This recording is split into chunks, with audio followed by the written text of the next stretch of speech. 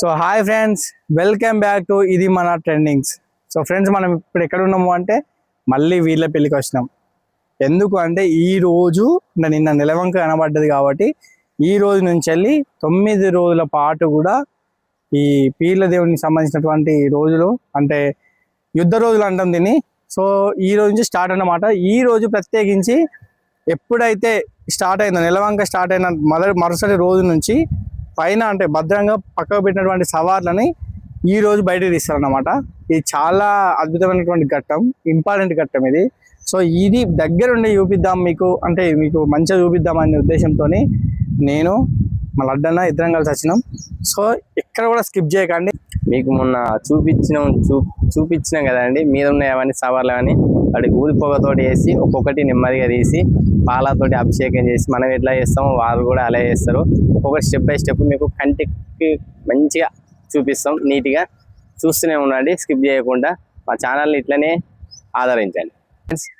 ఈర్లపల్లి దర్గా ముందు ఇంకొక విశిష్టత ఉన్నది, అదేంటో మీకు చూపిస్తా పదండి. ఆ ప్రత్యేక ప్లేస్ ఏందో మీకు కూడా చూపిస్తా పదండి. మోహనానికి ముందు ఇక్కడ కూడా ఒక ప్రత్యేకత విషయం ఉంది, అది ఏంటో మీకు కూడా చూపిస్తారండి.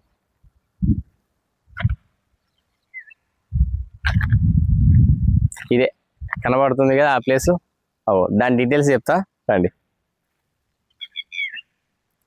అబ్బా,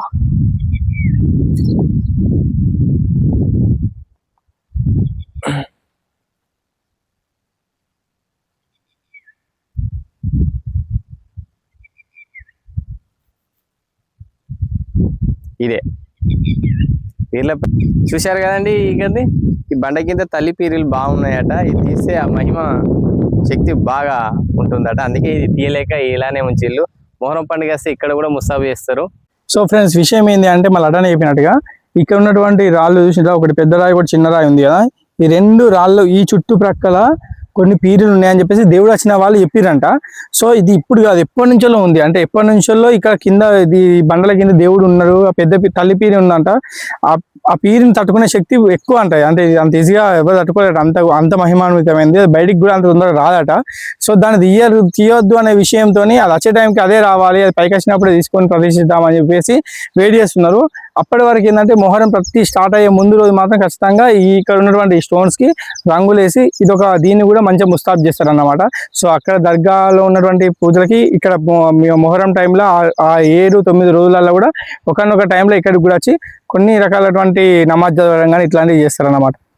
అసలు మొహరం పండుగ అంటే ఏంటి, విశిష్టత ఏంటి అంటే 632వ సంవత్సరంలో మహమ్మద్ ప్రవక్త యొక్క పాలనలో అంటే అనుగ్రహంలో ప్రజలు ప్రజాస్వామ్యంలో తమ ప్రతినిధుల్ని ఖలీఫాలను ఎన్నుకోవాలి. హజ్రత్ అబూబకర్ సిద్దిక్, హజ్రత్ ఉమర్, హజ్రత్ ఉస్మాన్, హజ్రత్ అలీ ఈ విధంగా ఎన్నికైన ఖలీఫాలే అన్నమాట.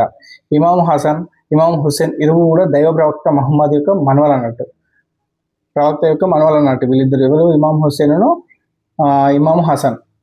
వీళ్ళు ఏంటంటే హజ్రత్ అలీ తనయులు హజ్రత్ అలీ తర్వాత ప్రజలు ఇమాం హసన్ను ప్రతినిధిగా ఎన్నుకున్నారన్నమాట.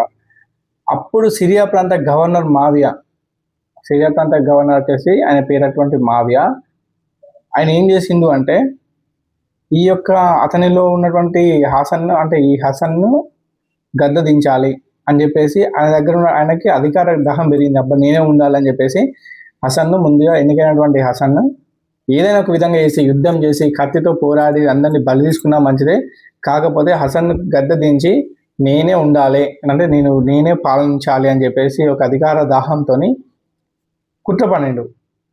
అప్పుడు దాన్ని గమనించినటువంటి ఈ హసన్ యుద్ధంలో పాల్గొంటే అమాయక సోదర ప్రజలు ప్రాణాలు కోల్పోతారన్నటువంటి అంటే బాధతో కరుణతో ఇమాం హసన్ ప్రజల యొక్క తనను కట్టబడిన పదవిని తెగించింది అనమాట. అంటే వద్దిగా నువ్వే పాలించు కానీ ప్రజల్ని మాత్రం ఏం చేయకు అని చెప్పేసి మర్యాదపూర్వకంగానే తొలగిండు. మావియా యొక్క కుట్ర ఫలించింది. ఆయన ఏం చేసింది, ఆయన అనుకున్నాడు కాబట్టి కుట్ర ఫలించింది. అయితే కొద్ది వ్యవధిలో హసన్ విషప్రయోగానికి గురై చనిపోయింది అనమాట. ఈ హసన్ హుస్సేన్ కూడా మహమ్మద్ ప్రవక్త యొక్క మనవలు అన్నమాట. హసన్ ప్రజలు ఎన్నుకున్నటువంటి వ్యక్తి. ఈ వ్యక్తి ఎన్నుకుంటే రాజ్యం నుంచి నువ్వు దిగాలి, నేనే పాలించాలని చెప్పేసి అనుకున్నటువంటి మాఫియా ఏం చేసిందంటే ఖచ్చితంగా గద్ద దించాలని చెప్పేసి అనుకున్నాడు. సో గద్ద దిగిన తర్వాత కూడా కొంచెం విషప్రయోగానికి లోనై హసన్ చనిపోవడం జరిగింది. ఈ నిరంకుశంగా మావియా తన యొక్క అంటే తన కుమారుడు అజీద్ను రాజ్యాధికారంగా అనంతరం నియమించింది. ఇప్పుడు హసన్ గద్దె దిగిన తర్వాత ఈ మావియా యొక్క కుమారుడు అజీద్ను అధికారికంగా అంటే డైరెక్ట్గా ఒక రాజ్యాన్ని అప్పగించింది అనమాట. ఇస్లామిక ధర్మశాస్త్రాన్ని అనుసరించి సంప్రదింపుల సమస్య వింపగా మార్గాలు అంటే చర్చల కోసం ఇమాం హుసేన్ ఏం చేసిండు, రాజధాని కుఫాకు బయలుదేరిండు. ఈయన పాలన సరిగ్గా లేదు, ఈయన పాలన కరెక్ట్ అయినది కాదు, మాఫియా కుమారుడు యజీద్ అనేది పాలన సరిగ్గా లేదు, మా ప్రజలు చాలా ఇబ్బంది పడుతున్నారని చెప్పేసి హుస్సేన్ ఏం చేసిందంటే ఇమాం హుస్సేన్ రాజధాని కుఫా అన్నమాట, కుఫాకి బయలుదేరడం జరిగింది. యాజిద్ ఇక్కడ ఉన్నటువంటి రాజుకి యాజిద్కి ఈ విషయం తెలిసింది, అబ్బాయి ఈయన పోతాండు అక్కడ మళ్ళీ ఏదని చెప్తే ఎట్లా ప్రాబ్లం అవుతుంది అని చెప్పేసి ఏం చేసిండు యాజిద్ ఖచ్చితంగా ఈ చర్చలు అనేవి అంటే అక్కడ చర్చలు జరపకుండా డైరెక్ట్ ఇమాం హుస్సేన్ మార్గం వెళ్ళే దారిలో డైరెక్ట్ అడ్డుకున్నాడు అనమాట. ఎవరు యాజిద్ అడ్డుకున్నాడు హుస్సేన్ని, అడ్డుకొని లొంగిపోవాలని చెప్పేసి హెచ్చరించిండు అనమాట. ఈ డైరెక్ట్ అంటే మొత్తం ఇప్పటికే రాజ్యాన్ని ఘోరంగా చేసినటువంటి అంటే యాజిద్ని మాట ఈ హుస్సేన్ వినలేదు, మీ ప్రజల్ని చాలా ఇబ్బంది పెడతారు, ఇట్లయితే సరికాదు అని చెప్పేసి చెప్పింది అనమాట. అయినా కూడా వినలేదు.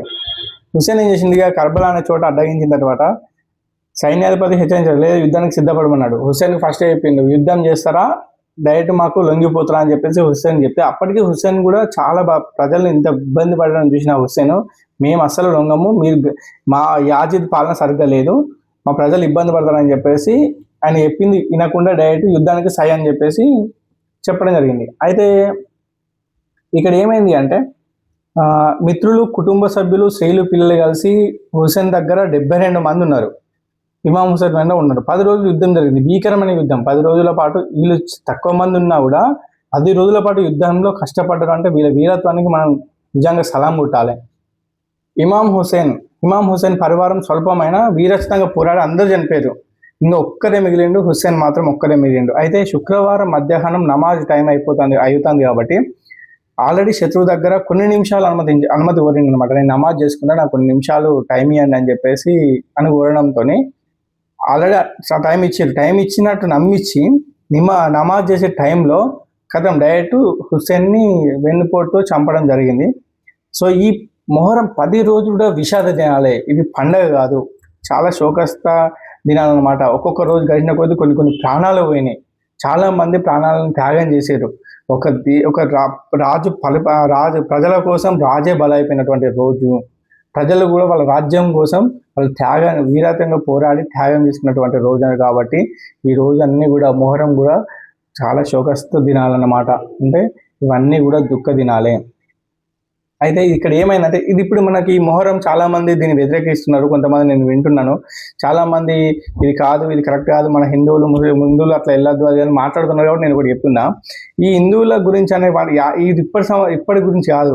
1830 జూన్ 29న నిజాం పాలిత ప్రాంతాల్లో ప్రారంభమైనటువంటి మొహరం పండుగను తాను రచించినటువంటి కాశీ యాత్రలో అభివర్ణించింది. ఎవరు? ఏనుగుల వీరస్వామి 1830లో జూన్ 29 నాట్ల నిజాం పాలన ప్రాంతాలలో ప్రారంభమైన మొహరం పండుగను తాను రచించిన కాశీ యాత్రలో ఇప్పటికి కూడా ఉంది. దీని గురించి మొహరం పండుగ గురించి ఉంది. హైదరాబాద్ ప్రాంతాల్లో జరిగిన మొహరం పండుగ వైభవాన్ని ఇలా వర్ణించారు. అయితే మహమ్మద్ ప్రవక్త మనవుడైనటువంటి హుస్సేన్ ఇన్ అలీ కర్బలా యుద్ధంలో అమరుడైనటువంటి రోజు అంటే ఆ రోజు మొహరం నెలను షాహిద్ అమరవీరుల నెలగా వర్ణిస్తూ పండుగలా కాకుండా వర్ధంతిలా జరుపుకుంటారు. షియా ఇస్లామ్స్ ఈ మొహరం నెల అషారా కర్బలా యుద్ధంలో మరణించిన వారి జ్ఞాపకార్థం శోక దినాలుగా గడుపుతారు. షియాలు మతం అంటే శోక ప్రకటన జరుపుతారు. తెలంగాణలో పలుచోట్ల ఈ మొహరం పండుగను పీర్ల పండుగ అనే పేరుతో జరుపుకుంటారు. హైదరాబాద్ పాలబస్తీలో షియా ముస్లింలు తమను తాము హింసించుకుంటూ విషాదం వ్యక్తం చేస్తూ ఊరేగింపులో పాల్గొంటారు. బిబీకా అలావా నుంచి ప్రారంభమైన ఈ ఊరేగింపు అలీజా కోట్ల చార్మినార్, గుల్దార్ హౌస్, మిరాలం నుండి దారుల్ షిఫాల మీదుగా కొనసాగి చాదర్ ఘాట్ వద్ద ముగుస్తుంది.